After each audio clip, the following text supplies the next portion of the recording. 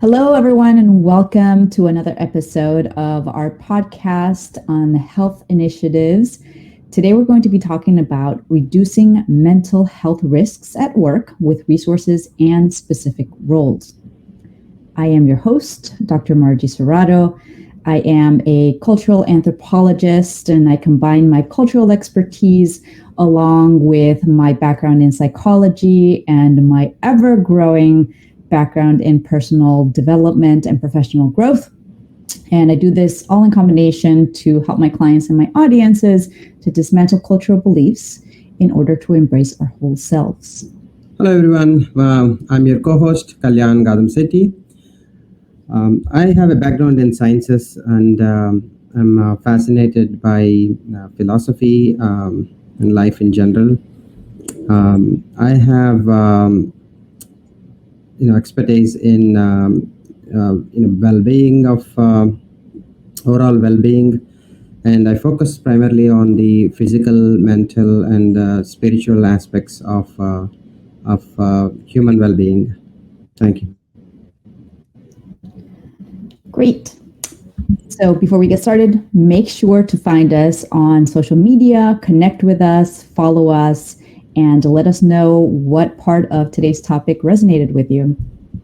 Today's topic is reducing mental health risks at work with resources and specific roles.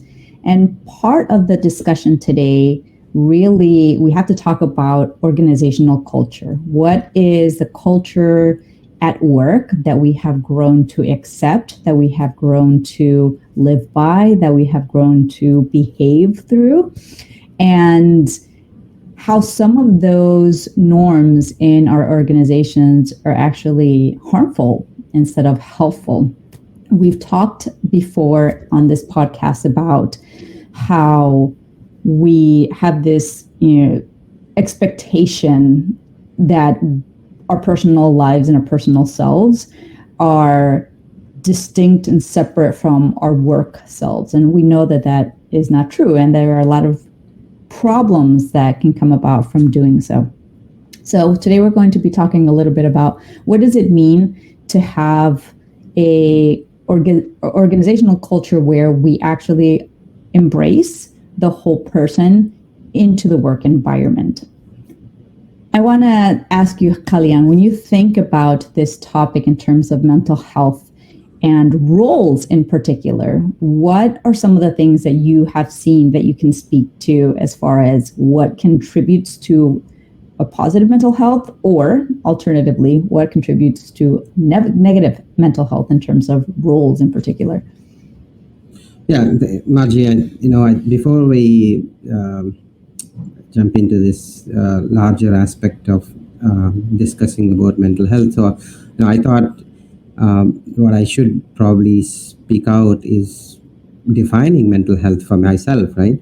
So for me, when I looked at what is mental health, by definition, if you take an example of World Health Organization, what they are defining is it's a state of well-being. It's a state of well-being in which an individual realizes his or her own abilities and then also can cope up with the normal stresses of life, and can work. He or she can work more productively and is able to make contributions within his or her community. So that is by definition of mental health, right? So now when you talk about well-being, I think we touched on this in the past episodes as well. The core concept of human being for mental health is how their upbringing was. Where did they travel, right? Again, I'm not talking about physically here. I'm talking about mentally. In their awareness, where did they travel in their mind? What kind of dreams that person had? What is his or state of the environment he was growing up in? If you have grown up in a country where there is severe political violence, so to speak, right? You're going to be attached to that kind of atmosphere, and then probably your behaviors are going to be reflective of that state. Maybe if you're grown in a developed nation, you're with bags and laptops and phones, and you're talking about, let's hit the gym every day, then you may probably are focused on physical health, and maybe you have more well-being compared to other parts of the world.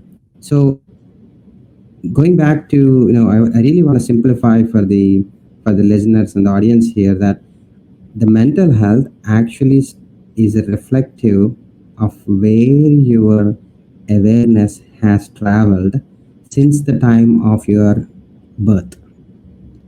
Now let's put it this way. Now from an organizational standpoint, as you embark on your a career and you're in a workplace, there is almost seamlessly you're going to be expressing those behaviors which you have collectively gathered over the years, and then you will be reflecting those behaviors in the organization.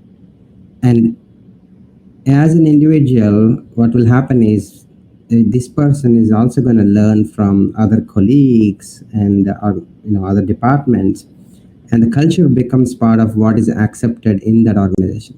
And I'm kind of generalizing it. I know that's because if you talk about workplace culture, like in probably I've heard from many friends, Margie, that IT is going to be a little stressful because we have to work around the globe, right? Odd hours, we have to connect with different parts of the world, and therefore I don't have much sleep.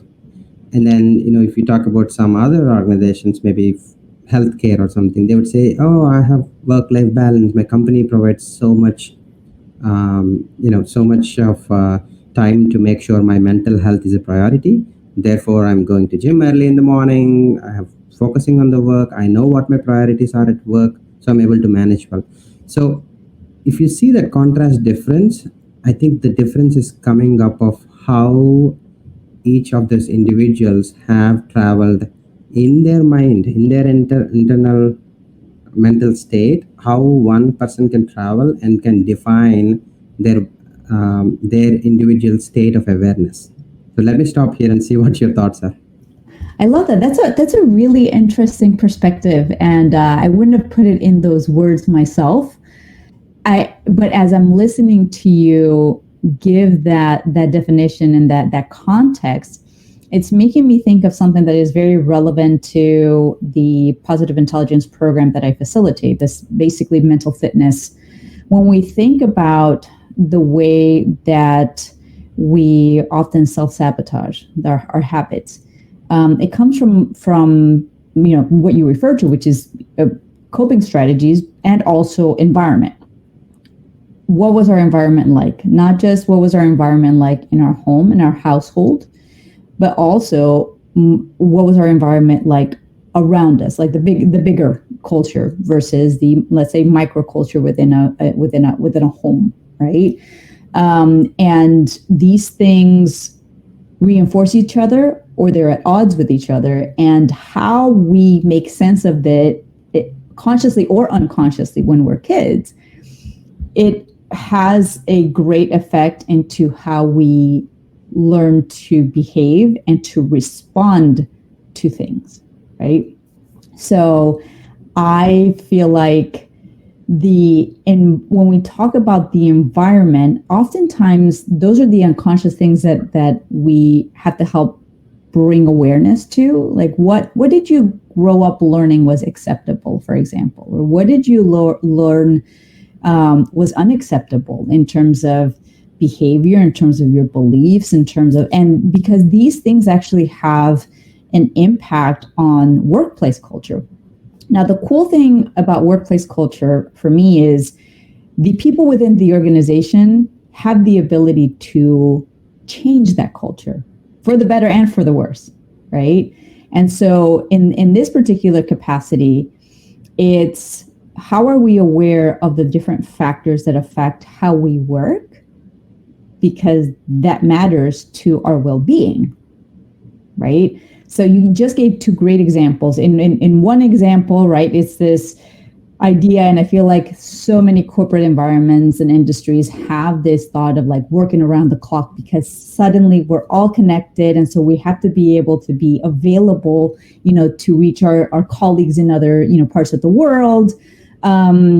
And there's this constant pressure and belief that we have to always be on, always be available. And it's part of the reason why we don't get good sleep, right? We can't fully rest because we're on, it's kind of a little bit like having kids. When you first have a baby, it's like your instinct is, are they breathing? Are they not breathing? Did they move too much? Like, and so when your mind cannot fully sink into a place of peace, you might be sleeping, but you're not getting good quality sleep.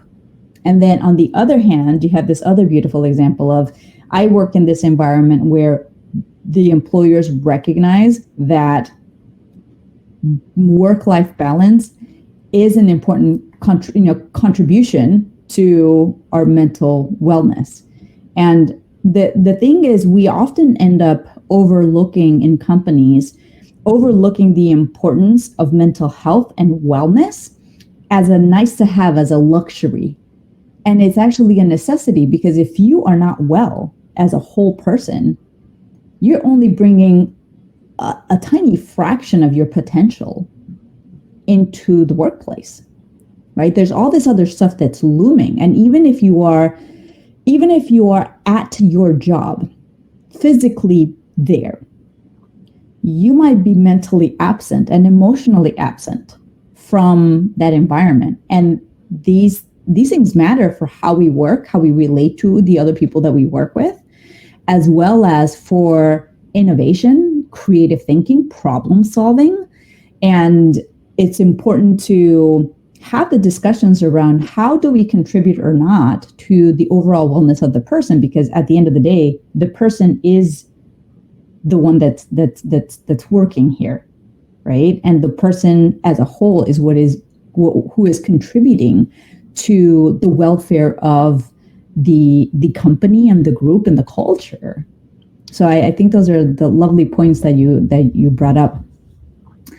When I was thinking about this topic, and I mentioned to you earlier that one of the things that showed up for me was my dissertation research is really interesting, because when I did my doctoral research, which was on soldiers who had deployed to Afghanistan and Iraq post 9/11 and had been in ground combat. So I interviewed women as well as men. And one of the questions that I asked was, if you had to give me 3 different factors that you feel contributed to a positive experience in combat, and by positive I mean in terms of them feeling prepared for combat. Like, did they feel prepared? What were the things that they felt contributed or not to being prepared for that situation? And one of the things that was often the case, in particular at the beginning of the wars, was the soldiers might have deployed with a particular role that they were going to perform, and then they would get there and the roles were entirely different, completely unexpected, unanticipated, unprepared for, and untrained for, right? And so how this is actually this was one of the factors that became a very big challenge for soldiers to feel like they were able to adapt to an obviously very stressful and traumatic situation. But the ones that felt like they had been trained for the role that they did, and that they were supported for the role that they did, those were the soldiers who felt like, I did the best that I could in that situation, and I feel good about my contributions, and I feel good about, mentally, I feel good about how that played out. Versus those who did not feel that way, they had a whole lot harder time to adapt to the combat environment, as well as to adapt back into civilian life. So I feel like, obviously that is an extreme case because it's combat, right? But at the same time, when we expect people to have certain roles and responsibilities in their job, and those responsibilities change which oftentimes they get added more responsibilities and more things and more tasks, and your job description ends up, expanding, except, the time doesn't. Your paycheck might not either. Your position doesn't change either. Like, those are things that can contribute to an increased stress in the workplace.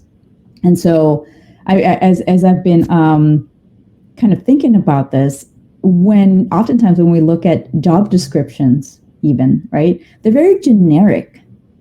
And sure, they're generic because they're trying to catch people who have a variety of skills and experience.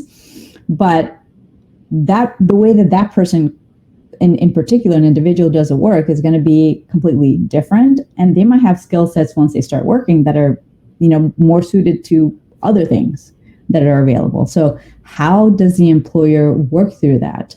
It feels like it's an important part of like being, having specific roles, and I'm curious to see what you think about that. Yeah, I think that's something we all witness from many of our colleagues and friends who are working in different industries, that the fact that they're so comfortable in one role, and then an opportunity shows up, or maybe an organizational change happens, and then you're asked to work in a different function, and then all of your comfort is kind of questioned right at that point. So I think one of the factors is leaders try to understand that there is going to be disruption in the business cycle. I mean, we have talked about how COVID has affected the supply chain globally around, right? So things like that, business continuity can profoundly change the way a company looks into their future in terms of the competitors they have, the employees they are going to hire, where are they coming from, and there is a lot of talk about the next generation of people, right? Because there is a lot of people who have retired as well. Now, as an employee turns out to be working in a different organization, the question one should ask is, and is that something from a career development point of view? Is that something uplifting for me, right? Is it working towards the larger common cause of the company?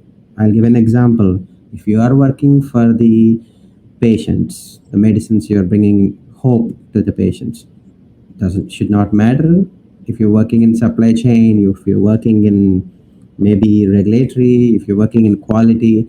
It should not really matter. I know it may sound like a little bit discomfort or not comfortable for many people, but at the end of the day, if you are given those opportunities to face that uncertainty, those uncertainties, those challenges are going to make you a better leader, to be able to understand from different organizational point of view.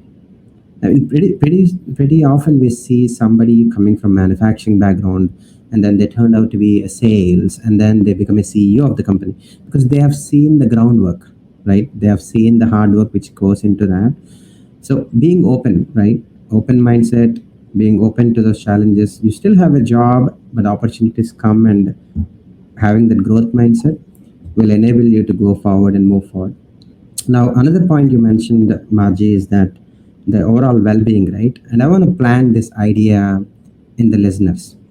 And the idea being that, how are you as an individual managing your overall well-being as an individual, not as a family, not as an organization, not as community, but yourself, how you're managing it, right?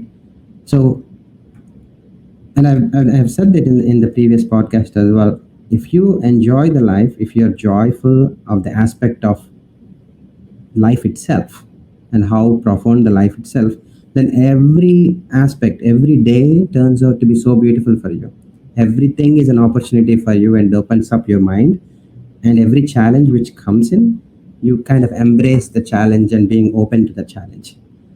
Now, how can we be all open to that kind of open mindset? By law of practice, right? The more you practice every day, saying that, okay, tomorrow I'm going to have these many projects or meetings lined up in my company, I'm better prepared for those meetings. I know what exactly I'm going to talk. And then you close the day. You have a better sleep. And the next morning, whatever happens, you're facing those meetings and having those conversations, right? And then one can actually shorten the time. Like you can not even plan tomorrow. You can actually plan next hour what is going to happen, right? And then you come back and then slowly, eventually after a few months, you're going to practice like what happens after 15 minutes. Am I still stayed in the well-being? Is my mindset positive? How is my feeling towards the environment, right? I'm watching this mic, I'm watching this room, I'm in this camera, but how is my state of feeling? Do I have a state of flow, right? So that is an observation. So when I said I'm planting the seed or an idea in the listener's mind, I'm talking about observation of where your awareness is going. So if you have that observation, 90% there's high chance that whatever you are creating is going to happen for you, right? Because that's what you are going with your awareness in your mind, and physically you're traveling there. So environmental factors can happen. Somebody is going to disrupt, there's going to be a car, you don't get a parking spot, and that's fine.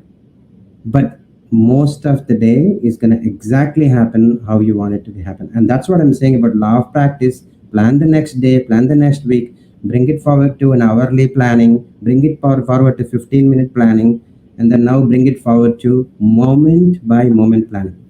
Like you live in the moment and you observe exactly how you want to speak to, and you'll be very confident that way. Yeah. So let me stop here and see what your thoughts are. No, I keep smiling because this is bringing a point that I feel like before you get to a point of being practiced with mindfulness and with, paying attention to your mental wellness and to your emotional wellness and to your overall wellness, right? I feel like a lot of us have started off with a resistance to hearing these things sometimes and going, blah, like that sounds like, and even in the mindfulness industry, they say like, oh, this is very woo woo. And it's because it's easy to dismiss if you don't understand. And I feel like it's such an important point to bring up and to spend a little bit of time with, because those of us who have grown up to be hyper rational people, and like if it doesn't make sense here and if it's not logical and rational, then it's worthless. That is a type of being, right? It's also reinforced in our culture because of production of knowledge, and like if it's not here, then it doesn't matter. And that's part of what disconnects us from everything else that is from here down, right? It's part of the reason why we don't know how to engage in conversations around emotions and emotional wellness and emotional intelligence, is because most of us don't have the tools to dig into that for ourselves. And if we can't do that with ourselves, we surely can't support conversations with others about emotional wellness, right? And so it's just making me realize that part of this work that we all have to do is, you may have at an organization, you may have mental health resources and wellness resources and everything.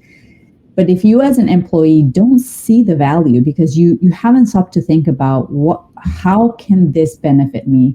How can this help me beyond work? How can my own investment in time to look for the resources, to choose a therapist or to choose a mindfulness practice or to whatever the case may be, it starts with me. The resources it might be available, but if you don't take advantage of the resources, well, it's kind of pointless that it's available to begin with, right? The employer might provide a resource, and it's important for the employers to provide those resources, because again, it helps their employees from just a very basic place of caring for your employees, but it also and there's return on your investment if it's available, and importantly, if the individual employees understand that there is a benefit to them that is beyond the employment, beyond the work environment, beyond their career advancement. It has an effect, a positive effect on your entire life, and your relationships with your parents, with your spouses, with your children. It has it is relevant to how, even what you mentioned earlier, seeing joy, right, is something that, again, feels so like, ooh, yes, let me find joy in this like traffic jam that I have. Part of it is like seeing beyond the small inconveniences of day-to-day life that happen, and even the bigger inconveniences, to have in presence of mind that there's a greater purpose. There's a greater purpose for me, and this little inconvenience, it really doesn't matter in the grand scheme of things, right? Being able to see the bigger picture of your own life, as well as being able to see the bigger picture of what is the opportunity in this moment. What is a learning that I can get out of this seemingly, bad situation, right? Our way of judging a situation, an event, or a person, or ourselves as negative or positive is entirely a choice. It's a conscious choice. So I love what you said, because it really, for me, it resonates so much in the sense of, we often feel trapped by our current situations as though that this is our reality. And that's it. Like, this is, well, yeah, sure, I want to be wealthy, but I don't have money in my bank account. What are the steps that you can take now to make that happen? And a big part that costs you $0, for example, is spending some time asking yourself the question of, what matters to me about being wealthy? What matters to me about the kind of life that I want to live? How does money serve a purpose in me, creating that life for myself, right? Those questions, that practice of introspection helps us then to start designing consciously the kind of life that we want to have. And it's a practice, which we all have to take some time to cultivate, right? But it matters to our overall wellness. And it's not just about, obviously I give money as an example because I feel like for so many of us, unfortunately, money is the thing that feels like it's scarce. And there are lots of different reasons for why that is. But for us to be able to make any kind of significant, positive, impactful change in our lives and in the lives of others, we have to spend some time really working on, what are the values that are important to me? Now, what are the values that I learned are important? That's culture. That's indoctrination. That's conditioning. What matters to me? And in the process of doing that, again, making conscious choices to bring alignment to your life by taking this very intellectual exercise, right? and putting it together in such a way that it allows you to move forward consciously and confidently towards the things that actually matter to you.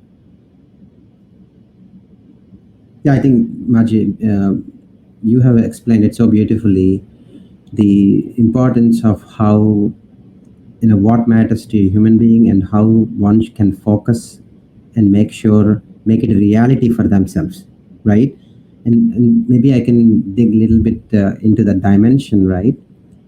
Wherever you have traveled physically or mentally, so since your birth, that is what you have created for yourself, right?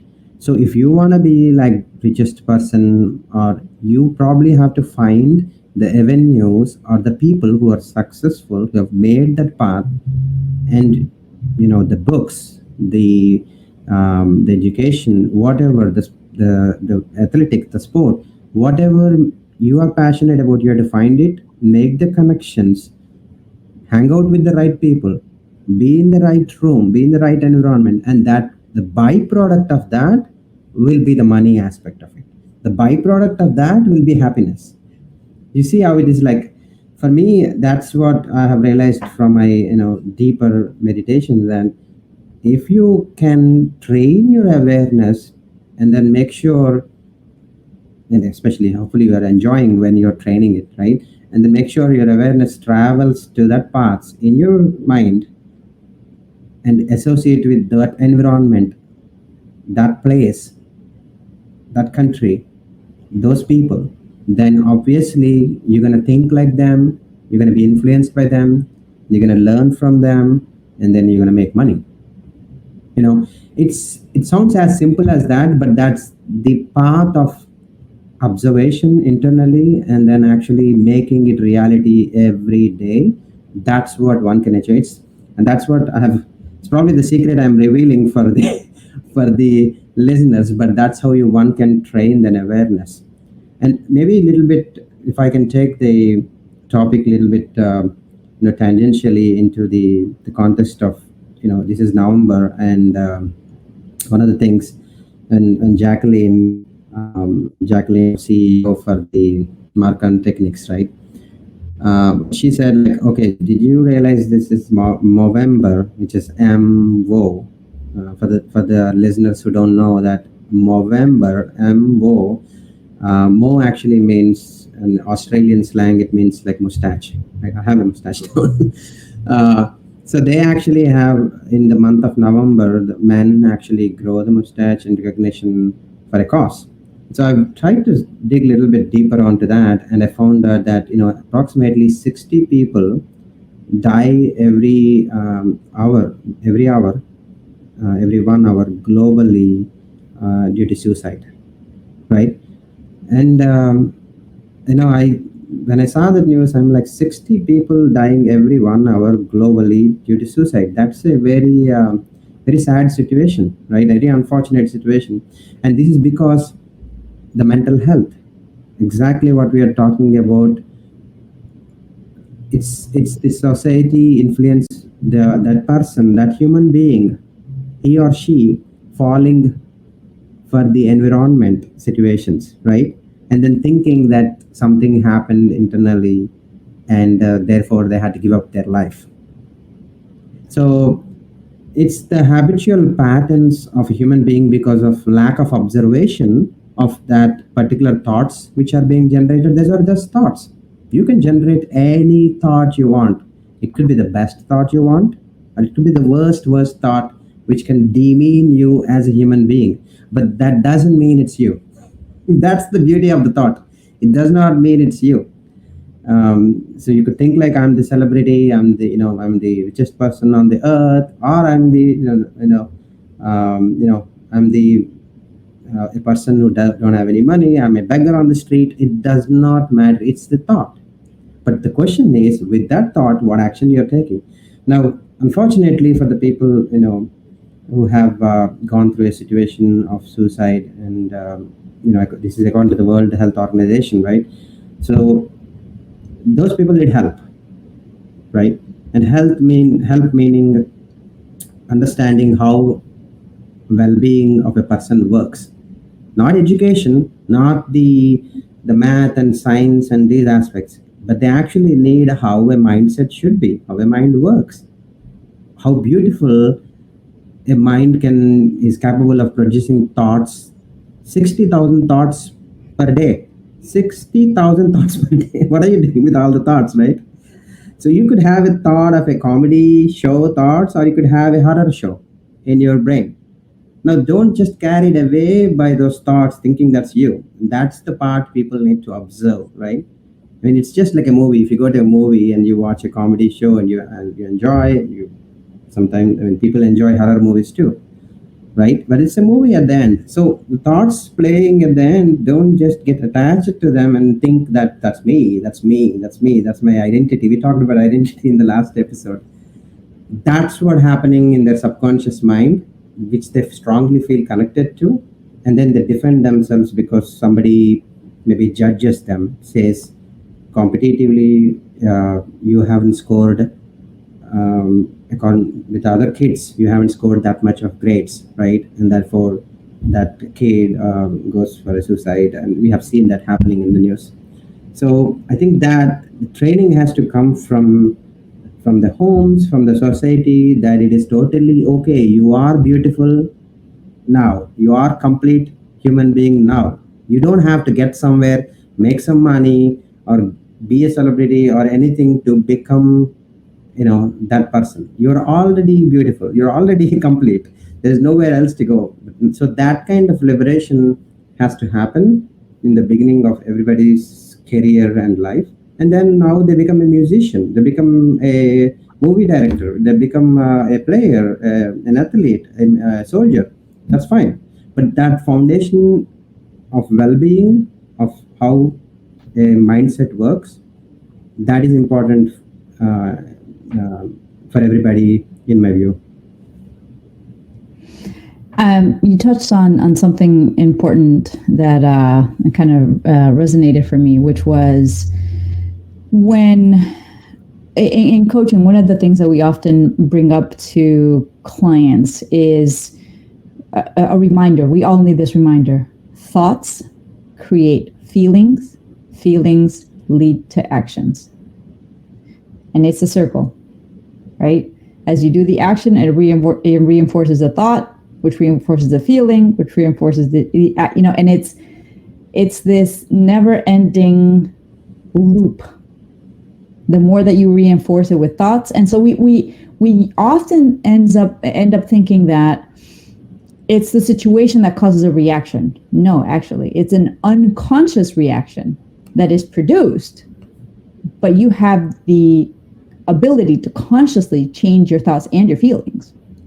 Right? By changing your thoughts, you're changing the programming that is running there, over and over unconsciously, right? And so, we often talk about the human brain being like, the supercomputer, all right? And it is.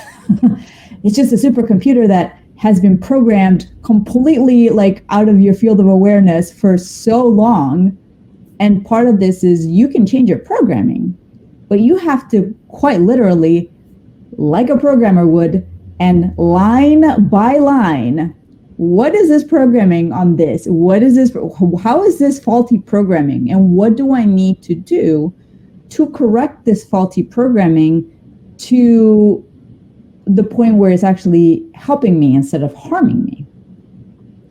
And in the process, it's kind of like learning a new language. If you think about programming, let's put it in the in the analogy of like computer programming. When you learn to program something, it's going to take you some time to figure out how to program, how to write code in a way that's actually going to be helpful and is going to run the program the way that you want, right? I don't know about you, but I'm old enough that I learned to program on a DOS, okay? So ancient.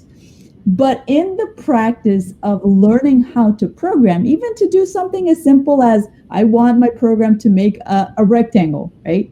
Line by line, that coding requires for you to actually know how to word things, right? How to write that directive and think through what is the action that I actually want to come of these series of directions, right? And so in the process of doing that, one of the things that ends up happening when you start practicing changing your thoughts is sometimes you might not be paying attention. You're trying to change the thought because you recognize, okay, well, if I can do that, that's cool. I can work on that. But then you end up reprogramming your thoughts maybe in a way that is, the wording itself. Words matter, right? Words are powerful. Words matter. The way that you word the thought matters too, right? I want to use a money example just because but I feel like we can have a whole episode just on money.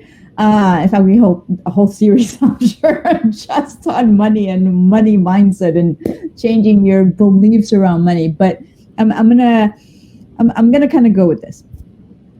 Actually, let me use one of your examples as far as like an athlete. Let's say you are, reading a lot of books on performance and like athletic performance and how to improve your athletic performance. and you have this idea in your mind of like, oh, like, let's see this particular athlete, and it's somebody that you recognize, you find deeply motivating, whatever the case may be, and you want to be like them, right? And it's kind of like saying, like, I want to be at the performance level that this person is. It seems innocuous, but you performing at a level that somebody else is not taking into consideration all of your own potential. And so we end up inadvertently looking to, like, comparing ourselves to somebody else in that process of trying to be better for ourselves, right? So part of this is like, how am I thinking about this subject, and what is it that I need to give myself in the process of becoming a more improved version of myself in these different areas, right?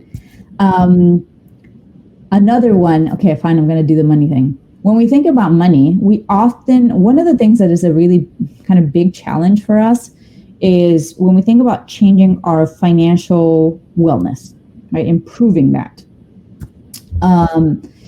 is thinking about, I want to be wealthy, but, I don't want to be, like having negative associations with wealth and with wealthy people. And so you might want to be financially independent, financially well, but if your resistance to wealth and money is strong, there's an impasse. You're trying to work towards something that you're at the same time resisting unconsciously. So you have to work on those conscious thoughts as well. All right, I'll do the rep. Sounds good. Okay, so let's so we've talked about a lot of different topics here in terms of roles and expectations, but also having mental health resources and what we can do for ourselves as individuals as well, to be able to improve our mental health, reduce mental health risks. And there's so many different ways that we can go about this. And I feel like it's important to recognize that a lot of what is possible has to start with conversations, with our employers, has to start with conversations with ourselves, as far as, what do I need to be well? What kind of resources are available or not? And this matters because we have to be present to what the needs are of the employees, as well as as employees, be able to actually take advantage of the things that are already available for us to be well.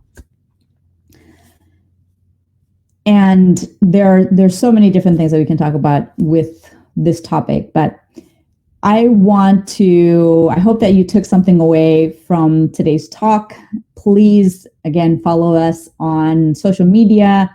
Let us know what resonated with you. Let us know what you would like for us to talk a little bit more about, and we'll make sure to bring it up in one of our future discussions.